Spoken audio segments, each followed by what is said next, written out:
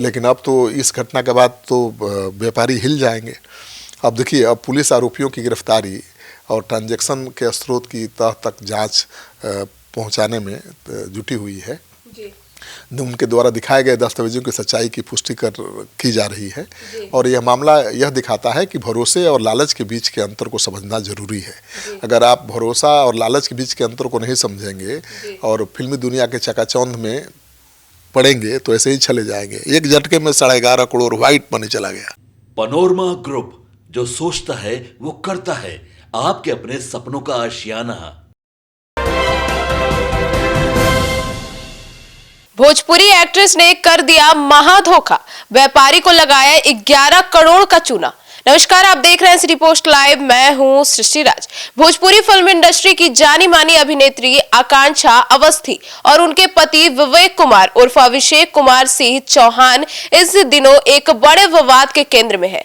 मुंबई के Pantnagar police station में दर्ज एफआईआर के मुताबिक दोनों पर एक व्यापारी से भारी मुनाफे और फिल्मी कनेक्शन का लालच देकर 11 करोड़ 50 लाख रुपए ऐंठने के गंभीर आरोप लगाए गए हैं। अब क्या है ये पूरा मामला, इसके ऊपर विस्तार में बताएंगे चीफ एडिटर श्रीकांत प्रत्युष। व्यापारी कैसे झांसे में आ गए इनके? ये फिल्मी दुनिया की चकाचौंध है तो भाई क्रेज तो रहता ही है हीरोइन सबका, और इनका भी बहुत क्रेज है और उसी चकाचौंध में फंस गए व्यापारी बेचारे।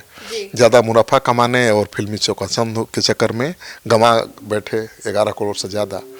और जो शिकायत थाने में दर्ज हुई है उसके अनुसार आकांक्षा अवस्थी ने खुद को प्रभावशाली फिल्म इंडस्ट्री का नामी चेहरा उनको बताया और अंधेरी पश्चिम में AKS पाठशाला इंटरटेनमेंट नामक फिल्म स्टूडियो तथा कलाकारों के ट्रेनिंग सेंटर का चलाने का दावा किया। आरोप है कि उन्होंने बड़े प्रोजेक्ट्स, शोहरत, स्टूडियो के मालिकाना हक और 200 करोड़ रुपए के ब्याज मुक्त रिटर्न का लालच देकर व्यापारी को निवेश के लिए तैयार किया। मुंबई के पंतनगर पुलिस स्टेशन में पीड़ित की शिकायत के आधार पर एफआईआर दर्ज कर ली गई है। गहन जांच चल रही है। पीड़ित हितेश कांतिलाल अजमेरा, जो सीमा शुल्क निकासी के व्यवसाय से जुड़े हैं, उन्होंने आरोप लगाया है कि आरोपी दंपति ने उन्हें फिल्म उद्योग से जुड़े बड़े कनेक्शन, स्टूडियो और भारी रिटर्न का झांसा देकर निवेश के लिए तैयार किया और पैसा लेकर फरार हो गए। सर, लेकिन व्यापारी ने इतने बड़े रकम देने के लिए कैसे तैयार हो गए और इतनी बड़ी रकम दे भी दी? अब देखिए, उनको लालच, एक तो फिल्मी दुनिया का चकाचौंध, फिल्म में तो व्यापारी पैसा लगाते ही हैं और उनको लाभ भी होता है, उसी चक्कर में फंस गए। पीड़ित का कहना है कि आकांक्षा के पति विवेक ने उन्हें बिहार के बेतिया में 300 करोड़ रुपए नगद एक गोदाम में पड़े होने की कहानी सुनाई। देखिए कैसे ठगा। कहा गया कि कानूनी अड़चन के कारण यह पैसा फंसा है और उसे छुड़ाने के लिए निवेश की आवश्यकता है। तो 300 करोड़ रुपया निकालने के नाम पर उन्होंने 11 करोड़ रुपया ऐंठ लिए। बदले में 4 दिन के भीतर 200 करोड़ रुपया बिना ब्याज लौटाने का वादा किया गया। 200 करोड़? जी।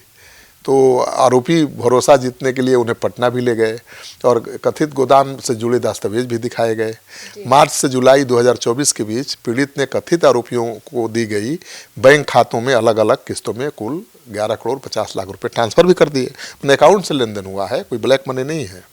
सर, तो व्यापारी को कब ऐसा पता चला कि वो छले जा चुके हैं? देखिए, जब 5 जुलाई 2024 को बेतिया जा रहे थे व्यापारी गोदाम से पैसा निकालने के लिए 200 करोड़ तब उनके साथ उस हीरोइन का पति भी था, विवेक कुमार, और वो मिठाई लेने के बहाने कार से उतरा और गायब हो गया, कभी वापस ही नहीं आया। तब उनको अपने चले जाने का एहसास हुआ। बाद में उनका मोबाइल बंद मिला। पीड़ित ने आरोप लगाया कि आरोपी बहाने बनाते रहे और बाद में संपर्क भी काट दिया।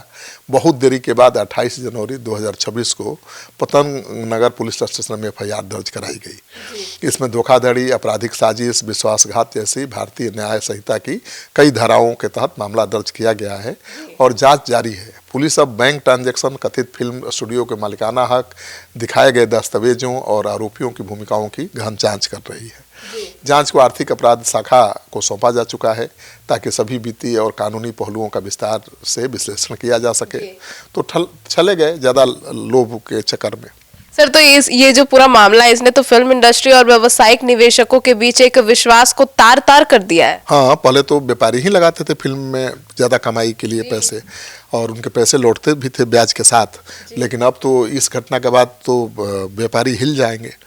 अब देखिए, अब पुलिस आरोपियों की गिरफ्तारी और ट्रांजैक्शन के स्रोत की तह तक जांच पहुंचाने में जुटी हुई है।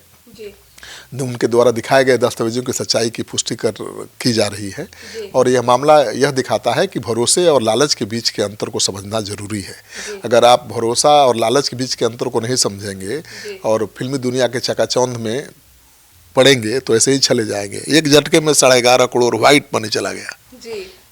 तो सुना आपने हमारे इस डिबेट को, तो अब इस पूरे मामले पर देखना होगा कि आगे क्या होता है। आपकी क्या राय है कमेंट सेक्शन में जरूर बताइएगा। धन्यवाद।